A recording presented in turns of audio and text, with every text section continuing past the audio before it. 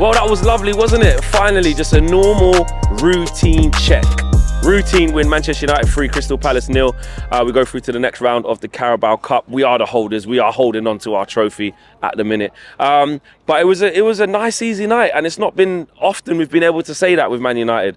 You know, with everything that's been going on, I've been saying winning breeds winning. It was very important tonight to come here and just have a performance without any controversy, without any injuries, without any hearts in mouths, without any mistakes, and just dispatch of Palace. Now, I will say this, it did help that Crystal Palace, you know, played a weakened team. It did help that they sat off us and let us have the ball. So those are things that went for us. I thought they would have been a bit more adventurous. That's one thing I would say. But everybody that we started in the game played the game in the right way, in the right manner. Everybody played with the right intensity. Everybody played with the right control and the right emotion in the game. So many players played well. Sofiane Amrabat, wow. Very, very good from him. A lot of people before the game, oh no, he's playing left back, or no, he's going to play right back inverted. It was left back, and it was left back inverted in the first half. But Man United spent so much time with the ball. He was essentially playing central midfield, which was a good tactic. A perfect game to employ that tactic where we knew we would have loads of the ball at home against Crystal Palace. And he was fantastic. I think he gave us an insight into what he can give us. Let's not get carried away and say we're fixed now, we're back. Of course not.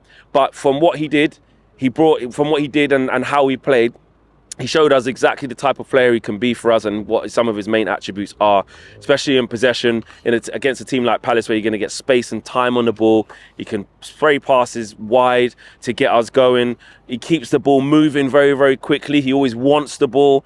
And I think Raksaki tried to go past him once, poor lad. He said, no chance, sorry. Even helped him because he pushed him into the boards afterwards, said, sorry, just a big man thing. You ain't getting past, but sorry, kid. So it was just a top performance from him. And that was fantastic to see. And it was no coincidence. And I don't know about you guys, but I was sort of thinking ahead. And I'm like, this is the type of protection. This is the type of player that Casemiro is going to need next to him. You know what I mean? Obviously, he can play instead of Casemiro, and I'll get to Casemiro in a minute, who was absolutely fantastic today, my man of the match. But I just got some little shades of this is going to be something that we've been asking for, something we've been needing, you know, to help support Casemiro in there in those big games. And look, there's another one here on Saturday against Palace, which will be a different test. Palace will, you know, start way more players than they did today, and they will go for it. They'll be nowhere near as poor as that. But Amrabat that's a top class home debut. There's not much more you can ask for from him. His passing was fantastic. He was good in the duels. And it was a great performance by him. Mason Mount, I thought he was very good. He had a very, very good half. The Hounds are out for the 007s. Yeah, no goals, no assists in 7 games. Hold that. Shut up.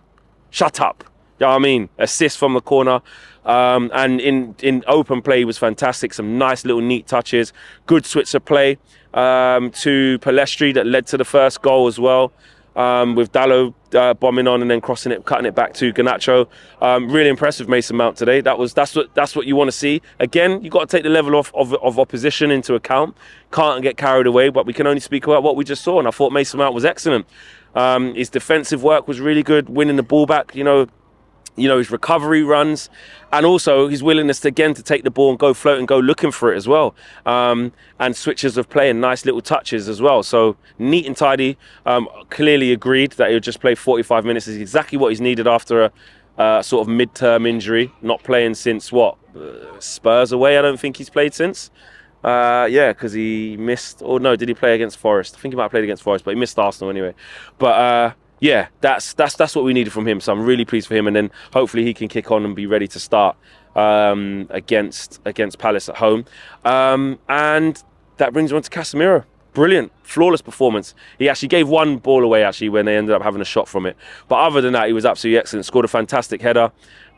He gets an assist, which was a fantastic ball for Martial at the back post as well. And just his general play, his switches of play. Again, it was a perfect game. For every player that I've mentioned, it was perfect for them. They wasn't under any serious pressure. They didn't have any midfielders pressing them.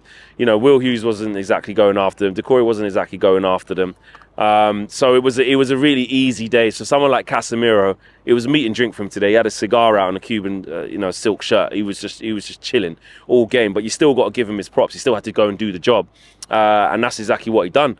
Like I said, goal and assist, passing was fantastic, good in a tackle as well. And he was just everywhere. He just bossed the game. Casemiro. So that's exactly what he needed. He needed a game like that today. You know, we spoke about this batch of games that if we can get wins, get goals, you just start to turn a little bit of a corner before you play somebody strong, you know. Crystal Palace won't be as bad as that on the weekend. You know, you're looking at Anderson coming in, you're looking at Gay coming in, you're looking at Eze starting, you're looking at maybe Edwards starting, maybe Schlopp as well. So they will be stronger. But some people are saying, listen, without Bruno, without Rashford, I'll tell you what, you don't really have to make that much changes to that team there, Eric. I mean, I was sitting next to, today, I was sitting next to Reguilon and Martinez, ironically. And I said to Reguilon, are you okay? He said, yeah, just a little precautionary thing. So hopefully he's back in. And hopefully Martinez is back in the squad as well. But again, he hasn't really been about it. So I think they're just trying to work out what's going on with him. But they were both in good spirits. But, you know, how much does Erik ten Hag actually need to change for the next game? Because, like I said, the game was played in the right way. I think Pellistri did okay. He was up and down, especially second half, some eye-catching moments. I think Dangor came on, had some nice touches. Hannibal, good energy as well, getting about the pitch, exactly what you want to see. And Martial gets his goal. So, look, Rashford will come back in and Bruno will come back in, but I can see why a lot of people are saying, like, look, because they didn't play and we played well, you know, why change it? But essentially it's going to be a better Palace, isn't it? It's going to be a better version of Palace. But it's about, you know, what the other players can give. And now you've got Mount back and now you've got Amrabat back. All of a sudden it just changes the shape and dynamic of the team. And I think they were really good. So, yeah, I'm going to go with Casemiro for my man of the match. I thought he was excellent. It could have been Amrabat. He was fantastic as well. And shout out to Mason Mount as well. You know, roll on Palace on Saturday. We can't get carried away, but it was much, much needed today. This was, honestly, if we would have lost this or, you know, drawn and gone to pens, it just didn't have the right feeling, you know. Give a shout out to Harry Maguire as well, actually. Harry Maguire was composed on the ball, didn't do anything wrong, won his headers, was good on the ball, composed. So, yeah, I like what I saw from pretty much everyone. Johnny Evans deserved to get his goal, couldn't get it. Sam Johnson, don't know who he thinks he is, should have let it in. Johnny Evans absolutely deserved the goal, but he didn't quite get it. But overall, can't say fairer than that. 3-0, nice and easy, go home. We come back here again Saturday and hopefully we can do the same again. I'm out of here, take care, peace.